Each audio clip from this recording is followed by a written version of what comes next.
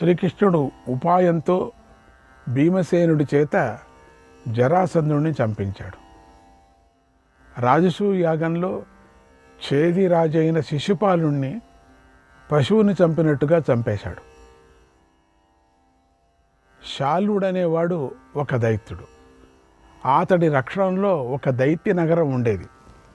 దాని పేరు శోభం. అది ఆకాశంలోనే ఉంటుంది, ఆకాశంలోనే తిరుగుతూ ఉంటుంది. దాన్ని ఎవరూ సమీపించలేరు. ఆ నగరాన్ని శ్రీకృష్ణుడు సమీపించాడు. దాన్ని ముక్కలు చేసి సముద్రంలోకి పడగొట్టాడు.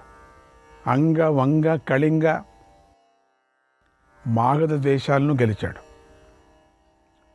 కాశీ, కోసల, వాత్స్య దేశాలను గెలిచాడు. గార్గ్య, కరూష, పౌండ్రము మొదలైన దేశాలను గెలిచాడు. అవంతి దేశాలను, దక్షిణ ప్రాంతంలోని వారిని గెలిచాడు. పర్వత ప్రాంతీయులను, దశేరుకులను, కాశ్మీరులను జయించాడు. ఔరసికులకు, పిశాచులను, ముద్గలులను, కాంబోజులను జయించాడు. వాటధానులను, చోళలను, పాండ్యలను, త్రిగర్తలను, మాలవులను, దరదులను కూడా జయించాడు. నానా దిక్కుల నుండి వచ్చినటువంటి కషలున, శకులను కూడా జయించాడు. అనుచరులతో వచ్చిన యవనుడిని కూడా జయించాడు. పూర్వం జలజంతువుల్లో నిండిన సముద్రంలోకి వెళ్ళాడు. అక్కడ నీటిలో ఉన్న వరుణదేవుడితో యుద్ధం చేసి ఆయన్ని గెలిచాడు. పంచజనుడు అనే రాక్షసుడు పాతాళం లోకంలో ఉండేవాడు. కృష్ణుడు అక్కడికి వెళ్ళి వాడిని వధించాడు. అక్కడే పాంచజన్యం అనేటువంటి దివ్య శంఖాన్ని పొందాడు. ఖాండవనంలో అర్జునుడితో కలిసి అగ్నిదేవుణ్ణి సంతోషపెట్టాడు. ఆయన నుండి తిరుగులేని ఆగ్నేయాస్త్రాన్ని పొందాడు. చక్రాన్ని పొందాడు. గరుక్మంతుడిని ఎక్కి అమరావతి పైకి దండెత్తాడు. ఇంద్రభవనం నుండి పారిజాత వృక్షాన్ని భూమికి తీసుకొని వచ్చాడు. ఆయన పరాక్రమం తెలుసు కాబట్టి ఇంద్రుడు ఆ పనిని చూసి సహించాడు. శ్రీకృష్ణుడు గెలవని రాజులెవరూ లేరు. అటువంటి వారి గురించి మనం వినలేదు కూడా. నా సభలో ఆ పుండరీకాక్షుడు ఆశ్చర్యకరమైన పని చేశాడు. ఆ పనిని ఆయన తప్ప మరెవరూ అలా చేయలేరు. నేను ఎంతో భక్తిభావంతో ఆ శ్రీకృష్ణుడిని చూశాను. అదంతా నాకిప్పుడు స్పష్టంగా గుర్తుకొస్తుంది. ఆయన ఎదురుగా కనిపిస్తున్నట్లుగా ఉంది. శ్రీకృష్ణుడి చేష్టలు పరాక్రమంతోనూ తెలివితేటలతోనూ కూడి ఉంటాయి. అవి మనకు అర్థమే కావు. గదుడు, సాంబుడు, ప్రద్యుమ్నుడు, విదూరథుడు, అగావహుడు, అనిరుద్ధుడు, చారుదేష్టుడు, సారణుడు, ఉల్ముఖుడు, నిషంఠుడు, జొల్లి, బభ్రువు, పృథువు, విప్రతువు, శమీకుడు, అరిమజేయుడు మొదలైన వీరులు పాండవ సైన్యంలోకి చేరారు. వీరే కాదు, ఇంకెందరో వృష్ణివీరులు శ్రీకృష్ణుడి ఆజ్ఞను పాటించి పాండవ సేనలోకి చేరారు. రణభూమిలో నిలబడి ఉన్నారు. ఇక మన ప్రయత్నం అంతా సందేహంలోనూ సంకటంలోనూ పడి ఉందని నా అభిప్రాయం. బలరాముడు 10,000 ఏనుగుల బలం గలవాడు. కైలాస శిఖరంతో సమానమైనవాడు. ఆయన శ్రీకృష్ణుడు ఉన్న వైపే నిలబడతాడు ఎప్పటికైనా. ఆ వాసుదేవుడే అందరికీ తండ్రి అని పెద్దలు చెబుతూ ఉంటారు. ఓ సంజయ, పాండవుల కోసం కృష్ణుడు కవచాన్ని ధరిస్తే కనుక ఆయనను ఎదిరించి పోరాడగలవాడు ఎవడూ ఉండడు. ఒకవేళ కౌరవులందరూ పాండవులను జయిస్తే శ్రీకృష్ణుడే పాండవుల కోసం ఆయుధాన్ని పట్టుకుంటాడు. కృష్ణుడే రాజులందరినీ వధిస్తాడు, కౌరవులను వధిస్తాడు, కుంతీదేవికి రాజ్యాన్ని అందిస్తాడు. కృష్ణుడు సారథిగా, అర్జునుడు రథికుడుగా సంచరిస్తున్న రథాన్ని ఏ మహారథుడు ఎదిరిస్తాడు? వారితో పోరాడి ఎవడు నిలుస్తాడు? ఇవన్నీ చూస్తూ ఉంటే, గమనిస్తూ ఉంటే ఏ ఉపాయంతో కూడా కౌరవులను గెలుపు ఖండితం లభించదని తెలుస్తోంది. కౌరవులకు నాశనం తప్పదని అర్థమవుతుంది. కనుక యుద్ధం ఎలా జరిగిందో నాకు పూర్తిగా అదన్నా విందాం. పోనీ గెలుపు మాత్రం జరగదు, పోనీ ఆ వాళ్ళు ఎంతగా పోరాడాడు అదన్నా విందాం. పోనీ అర్జున కేశవస్యాత్మా కృష్ణో ప్యాత్మా కిరీటినః అర్జునే విజయో నిత్యం కృష్ణే కీర్తిశ్చ శాశ్వతి. అర్జునుడు శ్రీకృష్ణుడికి ఆత్మ అయి ఉన్నాడు, శ్రీకృష్ణుడు అర్జునుడికి ఆత్మ అయి ఉన్నాడు. ఇద్దరు ఒకరికొకరు అట్లా. అర్జునుడిలో గెలుపు ఉంటుంది, శ్రీకృష్ణుడిలో కీర్తి ఉంటుంది. ఇవి శాశ్వతంగా ఉంటాయి. అర్జునుడికి ఏ లోకంలోనూ ఓటమి లేదు. ఇక శ్రీకృష్ణుడిలో అనేక కళ్యాణ గుణాలు ఉన్నాయి. అవన్నీ ఎంతో ప్రధానమైన గుణాలు. కేశవుడు ఆనందరూపుడు. మోహం వల్ల దుర్యోధనుడు ఆయనను అర్థం చేసుకోలేకపోతున్నాడు, మృత్యుపాశంలో చిక్కుకుంటున్నాడు. కృష్ణుడు అర్జునుడు ప్రాచీన దేవతలు, వాళ్ళు మహాత్ములు, వారే నరనారాయణులు అని నేను తెలుసుకోలేకపోయాను. వాళ్ళిద్దరి ఆత్మ ఒక్కటే, శరీరాలు మాత్రమే రెండుగా ఉన్నాయి. లోకంలో ఇద్దరూ వేరుగా కనిపిస్తున్నారు. ఒకే ఆత్మగా ఉన్న అలాంటి వారిని మనస్సుతో కూడా గెలవలేము కదా మనం. వాళ్లే కనుక తలుచుకుంటే దైవధర్మాన్ని ఆశ్రయించి మన సేనను క్షణాలలో నాశనం చేసేస్తారు. కానీ వారు మానవ ధర్మాన్ని అనుసరించున్నారు కాబట్టి కనుక ఆ పనిని చేయటానికి ఇష్టపడరు వాళ్ళిద్దరూ దేవధర్మాన్ని అనుసరిస్తే ఎంత ఒక్క మనుషులు ఉండడు ఇక్కడ. కానీ మానవ ధర్మం అనుసరిస్తున్నారు. భీష్ముడు పడిపోయాడు, ద్రోణుడు మరణించాడు అంటే యుగం మారిపోయినట్లే లెక్క. మోహం క్రమ్ముకోవటం వల్ల మానవులు ఇది తెలుసుకోలేకపోతున్నారు. ఎవడు మృత్యువును బ్రహ్మచర్యంతో, వేదాధ్యయనంతో, అస్త్రాలతో అడ్డుకోలేడు కదా. భీష్మద్రోణులు అస్త్ర విద్యలో నేర్పురులై ఉన్నారు. లోకుల యొక్క మెప్పును పొంది కూడా ఉన్నారు. వారే మరణించారని విని కూడా నేను ఇంకా బ్రతికే ఉన్నాను. ఇది నా దురదృష్టం. గతంలో మనం ధర్మరాజు సంపదను చూసి అసూయపడ్డాం. ఇప్పుడు భీష్మ ద్రోణుల వదలో దాన్ని బాగా అర్థం చేసుకుంటున్నాం. నా వల్లనే పూర్తిగా సమస్త కౌరవులకు వినాశనం కలుగుతోంది. కాలం తీరిన వారిని, మృత్యువు ఆసన్నమైన వారిని అంటే చంపే విషయంలో గడ్డిపోచలు కూడా వజ్రమైపోతాయి, సులభంగా ప్రాణాలు తీసేస్తాయి. ధర్మరాజు ఈ లోకంలో అనంతమైన ఐశ్వర్యాన్ని పొందాడు. ఆయన కోపించడం వల్లనే భీష్మద్రోణులు పడిపోయారు. ఇప్పుడు ధర్మరాజు ధర్మఫలాన్ని పొందుతున్నాడు. ఓ సంజయ, అది నా వారికి లభించడం లేదు.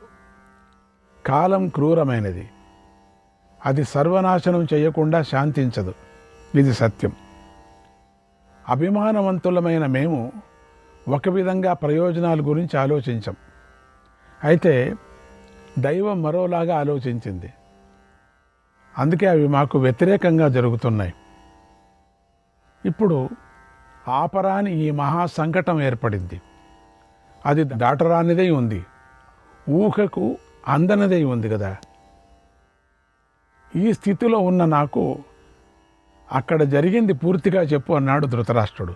అంటే ఇంకా ఇష్టం ఉంది వీడు. శ్రీకృష్ణాయ పరమాత్మనే నమః. 12వ అధ్యాయం. సంజయుడు ధృతరాష్ట్రుడికి ఇలా చెప్పాడు. ఓ మహారాజా, నేను ఎంతో దుఃఖిస్తున్నాను. దుఃఖిస్తూ కూడా నీకు జరిగిన విషయాన్ని ఉన్నది ఉన్నట్లుగా చెబుతాను, విను. పాండవులు, సృంజయులు కలిసి ద్రోణాచార్యుణ్ణి ఎలా వధించారో చెబుతాను, ఆ దృశ్యం అంతా నేను ప్రత్యక్షంగా చూశాను. మహారథుడైన ద్రోణుడు సర్వసేనాధిపతి అయ్యాడు. తర్వాత సకల సేనల మధ్యలో ఉండి నీ కుమారుడితో ఇలా అన్నాడు, ఓ రాజా, భీష్ముడి తర్వాత నన్ను ఈ రోజున సేనాపతిని చేశావు. ఇక నేను నీకు తగిన ఫలాన్ని లాభాన్ని అందిస్తాను. ఇప్పుడు నీకోసం నేనేమి చెయ్యాలో చెప్పు, నీకేం కావాలో కోరుకో అన్నాడు. అప్పుడు దుర్యోధనుడు కర్ణ దుశ్శాసనాదులతో బాగా చర్చించాడు. ద్రోణాచార్యుడితో ఇలా అన్నాడు, ఓ మహాత్మా, మీరు నాకు వరం ఇవ్వాలనుకుంటే ధర్మరాజును ప్రాణాలతో పట్టుకోండి, అతనిని పట్టుకొని ఇక్కడికి తీసుకొని రండి అన్నాడు. ద్రోణుడు ఆ మాట విన్నాడు. సైన్యం సంతోషించేలాగా నీ కుమారుడితో ఇలా అన్నాడు, ఓ రాజా, ధర్మరాజును పట్టుకోవాలని అనుకుంటున్నావు, బంధించాలని కోరుకుంటున్నావు, అంత మాత్రమే పని చేయమంటున్నావు, కానీ అసాధ్యమైన సంహారాన్ని మాత్రం చెయ్యమని అడగటం లేదు. ఎందుకు? ఈ వరాన్ని కోరకపోవటంలో నీ ఉద్దేశం ఏమిటి? సంహారం చేయమని చెప్పచ్చు కదా నువ్వు యుధిష్ఠిర్ని. ఎందుకు ధర్మరాజుని పట్టుకొని రమ్మంటున్నావే? ఓ దుర్యోధన, ధర్మరాజును ఎందుకు వధించవద్దంటున్నావు? చంపకుండా ధర్మరాజును ఎందుకు పట్టుకోమని అంటున్నావు? ధర్మరాజు బ్రతికి ఉండాలని, దాని మూలంగా నీ వంశం రక్షింపబడాలని కోరుకుంటున్నావా? లేదా యుద్ధంలో పాండవులను జయించి తర్వాత వారికి రాజ్యాన్ని ఇద్దామనుకుంటున్నావా? అలా సోదర భావాన్ని చూపించాలి అనుకుంటున్నావా? నీ మంచి ఊహ, నీ మంచి ఆలోచన బట్టి చూస్తూ ఉంటే ఆ ధర్మరాజు నిజంగా ధన్యుడు. ఆ బుద్ధిమంతుడి జన్మ ధన్యం. నీలాంటి వాడు కూడా ధర్మరాజుపై స్నేహభావాన్ని ప్రదర్శిస్తున్నాడంటే అతడు నిజంగా అజాత శత్రువు. నువ్వే ఇట్లా అంటున్నావు కదా, ధర్మరాజుని పట్టుకొని రాని. ఎంత అదృష్టం, నీకెంత మంచి బుద్ధి పుట్టింది. చంపు చంపు అనలేదే. ఏ శత్రువులు లేనివాడనే అతడి పేరు సార్థకం. నీకింతటి మంచి బుద్ధి పుట్టటాన్ని చూసి నాకెంతో ఆశ్చర్యంగా ఉంది అన్నాడు. నీ కుమారుడు ఆ మాటలు విని తన మనస్సులో దుష్టభావాన్ని బయటపెట్టాడు. ఎందుకంటే ఎప్పుడైనా సరే బృహస్పతి వంటి వారైనా సరే తమ ఆకారాన్ని కప్పిపుచ్చుకోలేరు. అలాగే నీ కుమారుడు దుష్టాలోచన బయటపడింది. అసలు అంత మంచి ఆలోచన కాదు, అది దుష్టాలోచన. నీ కుమారుడు ఎంతో ఆనందిస్తూ ఇలా అన్నాడు, ఓ ఆచార్య, యుద్ధంలో ధర్మరాజు చనిపోవడం అనేది నా లక్ష్యం కాదు. దాంతో నేను గెలిచినట్టు కాదు. ఆ గెలుపు కాదు. అతడు గనక చనిపోతే మిగిలిన పాండవులు మనలను తప్పకుండా చంపేస్తారు. అప్పుడు వారిని చంపటం మనకే కాదు, దేవతలు కూడా సాధ్యం కాదు. అలాగే పాండవులు పుత్రులతో కలిసి యుద్ధంలో చనిపోతే అప్పుడు కూడా మనకు ఎదురు దెబ్బే తగులుతుంది. శ్రీకృష్ణుడు రంగంలోకి దిగుతాడు. ఏ ఒక్క రాజును మిగల్చకుండా శ్రీకృష్ణుడు వశం చేసుకుంటాడు లేదా వధిస్తాడు. శ్రీకృష్ణుడు ఒక్కడే సముద్రాలు, వనాలతో సహా ఈ విశాల సామ్రాజ్యాన్ని గెలుచుకుంటాడు. తర్వాత ఈ మహాసామ్రాజ్యాన్ని ఏ ద్రౌపదికో కుంతీదేవికో ఇస్తాడు. అప్పుడు వారిలో ఏ ఒక్కరూ మిగిలినా మళ్ళీ మనకే ముప్పు. వారు మనలో ఎవరినీ మిగిల్చరు, చంపేస్తారు. అందుచేత ఇవన్నీ తప్పించుకోవాలంటే, మనం బ్రతికి బయటపడాలంటే, మన రాజ్యం మనకే ఉండాలంటే అన్నిటికీ ధర్మరాజే కారణం. కనుక ధర్మరాజును బంధించాలి, అతన్ని మళ్ళీ జూదంలో ఓడించాలి. అప్పుడు పాండవులు, వారి అనుచరులు మళ్ళీ అడవికి వెళతారు. అలా నా గెలుపు స్థిరంగా చిరకాలము నిలిచిపోతుంది. ఈ కారణాల చేత ఎలాగైనా సరే ధర్మరాజు చావకూడదు. ఇది అన్నమాట. ఇంత చెడు బుద్ధి ఉంది వాడికి మనసులో, దుర్యోధనుడికి. బాలేదు. మనస్సులో ఇంత చెడు ఆలోచన పెట్టుకున్న దుర్యోధనుడి చెడు భావాన్ని ద్రోణుడు గ్రహించాడు. మనస్సులో చాలా బాధపడ్డాడు. దుర్యోధనుడికి ఇలా వరం ఇచ్చాడు, ఓ రాజా, అలాగే నీ కోరిక తీరుస్తాను. అయితే యుద్ధ భూమిలో అర్జునుడు ధర్మరాజును కాపాడకుండా చూసుకో. నువ్వు చూసుకో కొంచెం, అంతే. నువ్వు అర్జునుడిని చూసుకో, అంతే. నేను పట్టుకుంటానులే. అప్పుడే నేను ధర్మరాజును పట్టుకోగలుగుతాను, నీకు వశం చేయగలుగుతాను. ఒకటి మాత్రం గుర్తుంచుకో, యుద్ధంలో దేవాసురులు ఇంద్రుడితో కలిసి వచ్చిన అర్జునుడిని జయించలేరు. అలాగే నేను కూడా అర్జునుడిని ఎదిరించలేను. నా చేత కాదు, నువ్వు చూసుకో. అతడు నా ప్రియమైన శిష్యుడు, ఇందులో ఏమాత్రం అనుమానం లేదు. అర్జునుడు నా నుండి అస్త్ర విద్యను పూర్తిగా నేర్చుకున్నాడు. ఆ పుణ్యాత్ముడు విజయమో వీరమరణమో లక్ష్యంగా పెట్టుకున్నాడు. ఇంకో మాట కూడా గుర్తుపెట్టుకో, అతడు ఇంద్రుడి నుండి రుద్రుడి నుండి ఎన్నో అస్త్రాలను కూడా పొందాడు. నీ మీద బాగా కోపంగా ఉన్నాడు. అందుకే నేను అతన్ని ఎదిరించలేను, ఇది నిజం. ఏదైనా ఉపాయంతో అర్జునుడిని యుద్ధం నుండి తప్పించు, బాగా ప్రయత్నించు. అర్జునుడు కనుక తప్పుకుంటే ధర్మరాజు నీకు బందీ అయినట్టే లెక్క, నువ్వు పాండవులను జయించినట్లే లెక్క. ఈ ఒక్క ఉపాయంతోనే ధర్మరాజును బంధించడం కుదురుతుంది. అర్జునుడు ఉండకూడదు. అర్జునుడు యుద్ధం నుండి దూరమైతే చాలు, నీ కోరిక తీరినట్టే. నా ఎదుట ధర్మరాజు ఒక్క ముహూర్త కాలం నిలబడితే చాలు, నేను అతన్ని పట్టుకొని నీకు అప్పగిస్తాను. ఇందులో అనుమానం లేదు. అర్జునుడు కనుక దగ్గరుంటే మాత్రం ఇంద్రుడితో కలిసి వచ్చిన సురాసురులైన ధర్మరాజును యుద్ధంలో బంధించలేరు అన్నాడు. ఇలా ద్రోణుడు ధర్మరాజును పట్టుకోవటానికి ప్రతిజ్ఞ చేసిన వెంటనే మూర్ఖులైన నీ పుత్రులు ధర్మరాజును బంధించేశామని సంతోషించారు.